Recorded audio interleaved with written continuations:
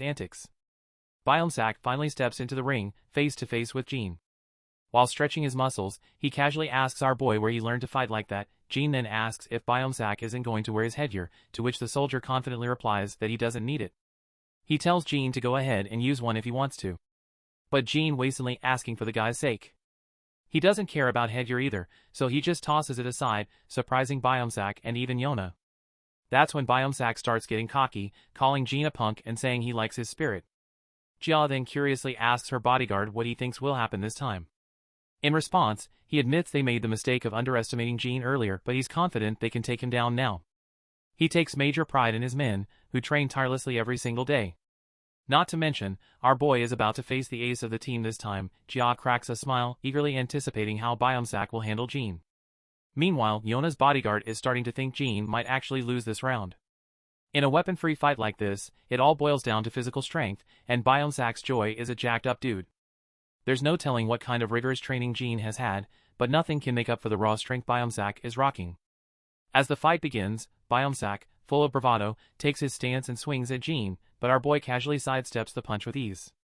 Jin tries to land a punch on Biomsack, but this dude isn't here to mess around. He dodges Jin's attack quickly and counters with a punch of his. Jin also tilts to the side to save him and throws another punch, but Biomsack grabs Jin's fist and smirks. He acknowledges that Jin's punch is stronger than he expected based on his appearance, but Jin isn't interested in mid-fight chit-chat. He throws another punch, but Biomsack blocks effortlessly. He gives Jin props for his great timing, but smirks and scoffs that no one can break his guard with pesky blows like that. But that's where he's dead wrong. Jin quickly swings his leg and lands a solid kick to Biomsack's thigh. The cocky guy is now totally stunned, and the senior's jaw practically hits the floor to see our boy making a hardcore comeback.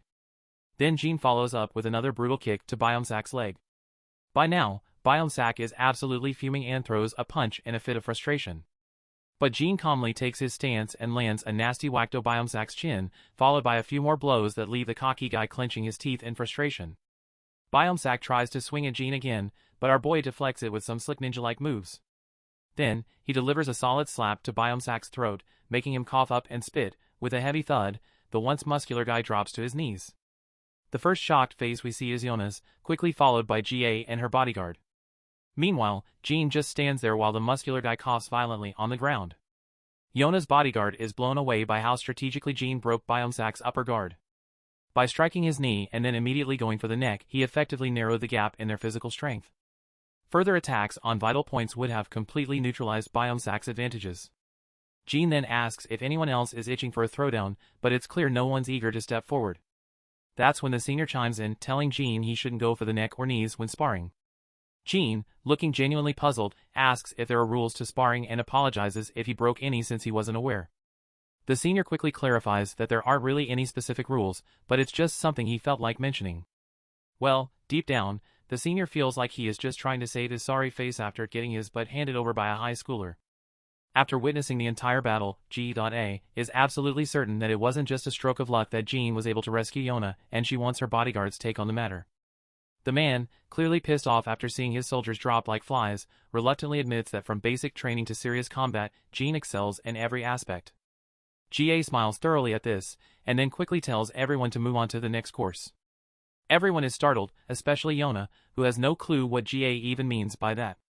Ga then walks over to Jin and reminds him that since he's here to experience real security duties, it's finally time to see what it's like to be a real bodyguard. Jin listens intently as she explains that since he's paired with Team 2, he'll be escorting her, and she's looking forward to his service. Yona, however, can tell from a mile away that this woman is cooking up something shady. The next scene takes us into one of the offices inside SW Corp, where we meet the grandpa, who's with a suited guy. This suited guy is amazed that Jin is in the same class as Yona. He explains that he learned about Jin's background during their research, but it's still a shock to see that codename Jin is actually this young kid. The suited guy adds that Jin's name only came to light a few years ago, which means he was even younger when he first gained recognition. He just can't wrap his head around how this kid could be the same ruthless individual he's heard about. The scene then shifts back to the locker room, where Jin is finally stood up in a real bodyguard outfit, and he looks seriously badass. Evening has arrived, and we find Diane and her grandpa together. The old man asks her if Jin is still out with friends. In response, she explains that Jin had to take care of something and said he'd be a little late. The grandpa is concerned, saying Jin shouldn't stay out too late. He's sure Jin will be fine, but if he runs into any trouble with hooligans late at night, it could be a problem. The next scene shows the two defeated soldiers who were getting pretty cocky before fighting Jin. They're now getting an earful from their superior, and everyone is feeling ashamed after getting their butts kicked by Jin. The senior is so livid his veins are practically bulging, and he makes it crystal clear that they were about to face training like they'd never seen before. The soldiers' faces fall when they heard his, and the senior lets out a sigh of relief that they didn't get chewed out by their boss today. Meanwhile, Yona is absolutely blown away when she sees Jin stepping out in his bodyguard uniform looking like he's about to hit the town for a date. Even GA is really pleased to see him, and those defeated soldiers can't help but feel a bit jealous of RBOY.as. We head outside the building. Jin and two other guards are escorting GA. There are several other guards as well, making sure she gets into her luxurious Bentley without any issues. Once she's inside, the guards follow, while Jin stands outside until the senior bodyguard tells him to just get in the car. With that command, Jin takes a seat in the back alongside Yona. Once inside, he notices how two guards are always at GA's side. Out of the blue, G.A. asks our boy if he's ever thought about singing or acting as a career. She explains that one of the SW subsidiaries she runs is an entertainment agency, which is where they're headed right now. Jin, however, simply states that he's not interested. She then asks him why he's interested in becoming a bodyguard. As soon as our guy hears this, he realizes these folks probably don't know the real reason behind his involvement, so he just goes with the flow and says he wanted to experience life as a bodyguard. She then gives him props, saying he's pretty good at this job. Judging by how well he died in training today and how easily he beat the guards in Team 2, she's impressed, but when his bodyguard hears about his Team 2's defeat, he's absolutely livid, turning red with anger. He's embarrassed to get reminded that his team got trounced by a high schooler. On the other hand, Jin points out that he only won because Team 2 let their guard down. They had to hold back because he's just an inexperienced kid, so he had a greater advantage from the start. If they had taken him seriously as a real opponent, he's pretty sure he would have lost both duels. The woman acknowledges the situation, but deep down, she thought Jin would be more boastful about beating working guards. Turns out he's not like that at all. Meanwhile, the bodyguard is blown away by how our boy has thought through everything so well. A while later, they finally reach their destination. In that other SW Corporation building, we see she's sitting in her office, while our boy and the senior bodyguard are standing outside. The senior is amazed that after standing there for an hour, our boy hasn't even flinched. So out of curiosity, he asks where he received such intense training. Our boy simply looks at them and stays silent. The senior asks again where he picked up those moves from the sparring session because this isn't something you can just pull off by luck. In response, Jin just says he learned it in the streets where he grew up. This vague answer really ruffles the senior bodyguard's feathers, who wasn't expecting such a brush off. Well, his answer wasn't too far from the truth. The scene then transitions to his past, showing how he really did learn these skills on the streets. We see him running alongside his buddy, while a hail of bullets rains down from behind. He's climbing ropes to reach the treetops in harsh weather and facing off against highly trained soldiers and killers. But he never flinches. Once they head out again, their car zooms down the highway. Jia asks if he's feeling alright since it's been a long day. He says he's fine, and she finds it odd because it's his first day on the job for this line of work, but he confirms once again that this is indeed his first time. Meanwhile, the senior bodyguard reflects on how this is typical of our boy. He hasn't asked a single question since they started the route and hasn't shown any signs of being affected, even when they deliberately skipped dinner to test him. It's as if he's fully aware that these things can happen in security work. He never budged from his position until he was instructed to do so. Suddenly, Jin notices something serious up ahead. There's a truck coming, and the driver inside looks either drunk or sleepy. It's hard to tell. What is clear is that the truck veers out of its lane and heads straight for the car Jin and GA are in. The truck skids across the road and crashes into their car. Once the car comes to a stop, the bodyguards from the other car rushes over, the airbags have deployed, and the senior bodyguard quickly checks the back seat, asking if GA is alright, and what he sees there blows his mind. Jin has managed to hold Jia close, saving her just in time to avoid the worst of the crash. The bodyguard is amazed that Jin could react so quickly and protect her in that split second before impact. But then Jia yanks herself away from Jin and creates some distance. The other bodyguard rushes to her, asking if she saw Kai. The other guards quickly gather around to discuss what just happened. One of them reports that the truck driver was definitely drunk. The junior guard adds that the driver appears unconscious, and they're currently pulling him out of the vehicle. The senior guard tells every Anito call an ambulance, secure the driver, and make sure to get to the bottom of this incident. Meanwhile, inside the car, GA looks at Jin, who's sitting quietly. She's startled and asks if he saw Kai. Jin simply nods an affirmation. But GA points out that he might have been hurt and suggests he should come with them to the hospital to get checked out. Instead of responding to this, Jean reminds her that she should always wear her seatbelt, even when sitting in the back seat. Seems like this is not what she was expecting to hear at such a critical moment. So she has no clue how to respond to this brutal truth bomb.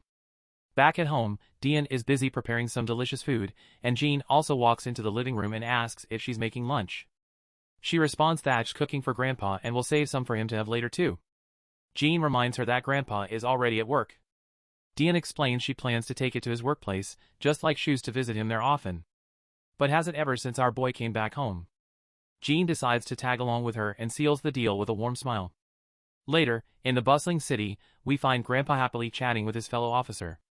The officer is teasing him, asking if he won the lottery or something, since he looks so cheerful since returning from vacation. Grandpa looks puzzled and asks what he means. The officer points out that he just looks unusually happy lately. Grandpa is confused by the teasing, and his friend further reveals that apartment 703 just gave them some snacks to share. He's told to drop by to grab him after his shift. Grandpa replies that he'll come by after finishes sorting out the recycling. As the old man starts shoving down the trash into the bins, he reflects that he might have let himself get too excited about Jin's return, to the point where others have started to notice his happiness. Suddenly, Grandpa hears some commotion. He sees a thug slam on the brakes in the middle of the road and get out of his car. Another person behind him tells him to move his car instead of blocking the road. But this cocky guy just gets out of his sports car holding 2 disposable glasses. With a smug attitude, he uses every name in the book to tell the other guy to shut up, saying he'll be back in a minute after tossing these glasses. The man in the car is visibly scared by the thug's attitude. The thug strides over to Grandpa and drops the 2 disposable glasses into the dustbin. But he's so careless that they just fall to the ground instead of making it into the bin, leaving Grandpa with extra work. The old promptly picks up the scattered trash. Meanwhile, the thug's girlfriend who's still in the car tells her boyfriend to throw this bag of trash as well. Reluctantly, he grabs the trash bag and throws it from a distance, not bothering to walk over to the bin. As expected, Grandpa ends up picking up the mess left behind by the inconsiderate duo. The thug zooms out of the place in his car, and just as Grandpa is busy putting the garbage to its rightful place, he hears a familiar voice and turns to find his children arriving to visit him. Although Grandpa is thrilled to see his children, he still asks what they're doing there. They reveal they brought lunch for him, but he insists they shouldn't have gone to the trouble. He can just buy something nearby. Diane looks around and notices Grandpa is sorting out the recycling. He agrees, saying it's better to take care of it before it piles up and gets out of hand. The charming girl offers to help with the job, but Grandpa quickly tells her she doesn't need to get her clothes dirty. Diane, however, has already made up her mind and brushes off his concern, saying she'll just wash them later. So they start sorting out the trash, with our hero quietly standing behind, beaming with happiness to be with the family. After a while, we see the girls blushing while looking in a certain direction. It wouldn't be surprising if they're admiring our boy's handsome face. In the background, we catch sight of Mr. Cha and his lackey, who have finally been discharged from the hospital, and have been walking out from his apartment. Suddenly, Mr. Cha perks up when his eyes wanders at front and spots our boy sorting out some trash, and he has no clue what the hell he is doing there. Cha's lackey recognizes the old man and realizes he's the grandpa they saw when they went to get the kid. Hearing this, Cha quickly pieces it together and figures out that the girl must be our boy's sister. Seeing our boy smiling so warmly, Cha finds it fascinating that he knows how to smile after all, and he can finally see that he really does look like an average teenager. The lackey suggests they go over and say hello, but Cha decides against it, saying guys like them usually just end up ruining moments like that. Instead, he decides they should grab a bite to eat. We then see the sweet family having their lunch in the park. The 3 of them are enjoying themselves, eating and chatting away. Once they're done, Dayan waves goodbye, and they decide to head out. Once the evening strikes, the old grandpa is also done with his duty, and walks to his home while smiling pleasantly. Then, he notices that same Corvette he had seen in the noon when that thug came to throw that trash. The old man approaches the thug and reminds him that parking there isn't allowed because it blocks the entry and creates a hazard for children, so he suggests parking in the lot instead. The thug sneers and asks why he should listen to an old guy like him, making it clear he'll park his damn car wherever he wants. The old man tries to reason with him, but the blonde woman beside the thug threatens him, saying he's just a guard and wonders if he's trying to get fired. The old man keeps his smile and calmly explains that he knows paid by the residents, which is why he's asking them to park elsewhere to avoid causing trouble for others. The thug scoffs and says he won't park in the tiny parking lot because if another car scratches his, who's going to reimburse him for the damages?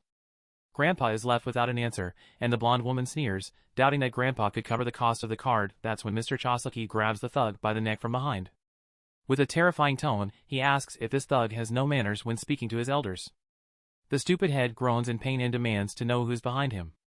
Choslucky leans in with a face that could scare ghosts and simply asks why he wants to know. The thug is absolutely terrified by the look Choslucky is giving him. The lackey yanks the thug away and tells him to shut up and move his car. He makes it clear that if he ever catches him giving this gentleman trouble again, he's going to make sure both of them get a serious beatdown. The disgusting couple quickly hops into their car and speeds away. Choslucky then smiles at the old man and asks if he's alright. Grandpa, unsure how to respond, simply says, "Thank you." The man then reminds Grandpa that Jin is his friend and that he saw Jin working with the old man earlier today. Grandpa's mind perks up and remembers that this man is the same guy who came to their home one day to meet Jin. The scene cuts to Mr. Chosle's turf where the lackey meets up with his boss. Chos in good spirits despite his fractured hand, glad he can still enjoy a drink with his other hand. The lackey mentions that if he hadn't stepped in, Grandpa would have had even more trouble from that little punk. Chos chuckles and gives his friend a nod for his solid work, noting how disrespectful punks can be these days. Suddenly Jin barges in abruptly and he looks quite terrifying at first glance. Choshla immediately starts sweating to our guy this serious, because Jin is the last person he would want to mess with. He asks Jin why he's giving them this insane look. By the way, we've been referring to this man as Choslaka for a while now. Since we don't know his name yet, let's give him one and call him Muscleman. Jin pulls out his phone and shows a selfie of Muscleman with Grandpa. Grandpa also had told our boy that one of his friends lives in the apartment where he works. Muscleman starts blushing, feeling pretty pleased as well as embarrassed with himself. Meanwhile, Jin looks absolutely furious and asks Muscleman if this is some kind of threat. Chos and his lackey are terrified that Jin is taking this the wrong way, and they definitely don't want to get on the bad side of our MC.as. Our boy's anger boils over. Muscleman starts to stagger and quickly tries to explain that it's just a gesture of goodwill, begging Jin to listen before taking any action. The scene then shifts to SW Corporation, where GA is asking her guard how the kid is doing. The guard remains silent for a moment, but then points out that the kid should be finishing up his training session with Team 3. GA then asks if Jin was taken to the hospital to get checked out and what the doctor said. The bodyguard reports that Jin had a few bruises but nothing serious to worry about. GA reflects on how Jin saved her just in time, and we can tell that she has a soft spot in her heart for him. She tells her bodyguard to check in on Jin just in case, as you never know what symptoms might develop after a car accident. She's concerned that if the media finds out the crash was staged and Jin gets hurt, it could create a real problem. Well, I already had a hunch from the start that the accident was staged because they just wanted to assess Jin's caliber. We then see Jin again, donning his school uniform back. Siakju asks him what's going on, noting that Jin seemed to be holding back compared to his last session. Jin points out that he does not want to get on the bad side of everyone. He then asks Siakju why he's still hanging out with the security team, since he initially thought Siakju had already finished his security training and moved on. Siakju sighs and explains that, contrary to what Jin might have heard, he was never an official guard. He only started because of his family and because he grew up with Yona. Since he was good at being a bodyguard, he stuck with it. He admits that after seeing how Jin rescued Yona from kidnappers, he realized he's not as skilled as he thought he was and felt he needed to improve. Siakju mentions that he got all his training from SW but is curious about where Jin learned his moves, because he seems like a trained professional. Jin simply responds that he learned it on the streets where he used to live. Siakju senses that Jin isn't telling the full truth but decides not to press him further. After they finish preparing in the men's locker room and head out, they find Yona standing outside, eavesdropping. Jin doesn't bother to engage with her and continues walking, but Yona quickly speaks up, asking if he's not planning to try more field work today. Jin looks confused, and Yona blushes as she explains that she thinks it would be a good opportunity to hang out, and it won't take too long. Jin remains silent, and both her guard and Siakju stay quiet as well after hearing her odd wish. Later, a bunch of guards are stationed outside while Yona and Jin stop by a stall to grab some food. Yona excitedly explains that she missed cup noodles and triangle kimbaps so much while she was in the US. As Jin looks at his triangle kimbaps, he has a flashback to an unpleasant memory where his food fell out of the wrapper and hit the ground. Siakju looks a bit bewildered by the rundown spot they've chosen for eating. Yona notices and asks Jin if he's not going to eat anything. Our boy then replies that he doesn't think he should eat with her since he's supposed to be guarding her. Yona is startled by this, and Siakju quickly explains that Team 3 is responsible for escorting Yona right now, and their job is to blend in as her companions while guarding her from close by. Yona charmingly agrees and tells everyone to just dig into the food. Meanwhile, Siakju reflects on how Yona picked the convenience store near his home on purpose because she knew he would decline if she took him somewhere nicer. Yona then brings up the accident that happened while Jin was escorting Jay and asks if he's okay. Jin replies that he's fine, all while staring at his triangle kimbaps inside the packaging. Yona then asks if Jia gave him a hard time, noting that Jia is known for being super demanding and harsh. In response, Jin simply says everything went smoothly. Yona finds this hard to believe, as it doesn't sound like Jia at all. She comments that Jia only smiles when she's insulting others. As they chat, Jin looks at Yona's pleasant personality and finds himself drifting back into his memories. He remembers her father, utterly exhausted and injured, with Jin himself panting heavily, gun in hand, scanning for enemies. Her father tells him to leave him behind, saying that at least one of them should survive. He adds that he doesn't have much time left, and even if he's saved today, he won't live much longer. He reassures Jin not to feel bad about abandoning an injured man because he's just glad that Jin stayed to help when everyone else refused. The father's only regret is not being able to see his daughter's face one last time before he dies. Jin tells him to stop being sad about it and insists that since he is still alive, he should just stand up and go see his daughter. The father's face lights up at Jin's words, feeling a glimmer of hope even in this despairing situation. And that's where we'll pause for now. It's been quite a ride through this manhwa, and if you enjoyed it, I'd love to hear your thoughts and feedback. Whether you're excited to continue this story or just want to share what you liked, let me know down in the comments.